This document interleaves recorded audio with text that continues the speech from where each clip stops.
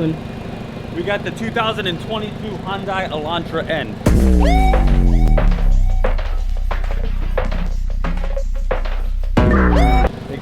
The customer came in and was like, hey, there's only like 200 of these in Florida. So I had to look it up. It has about 276 horsepower. I'm not sure if there's only 200 or whatever he said in Florida, but it came in sounding nice stock. Let's see what we did today. This is where we did all the work right here. We just took off this little mini resonator. Let me get it for you. Right there. Little resonator, took out that thing. We have Gio over there. Let's go look at what Gio's doing.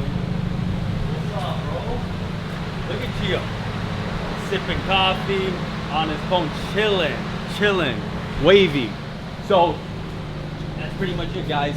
Again, this sounded pretty aggressive stock, so I was pretty impressed. I never even seen this car. It was the first one that we did that pulled in. Stock tips, rear muffler is still on there. We're gonna bring it down and let you guys hear how it sounds. All right? Let me know what you think in the comments. Also, we are franchising G Exhaust. Check out the links in the description below.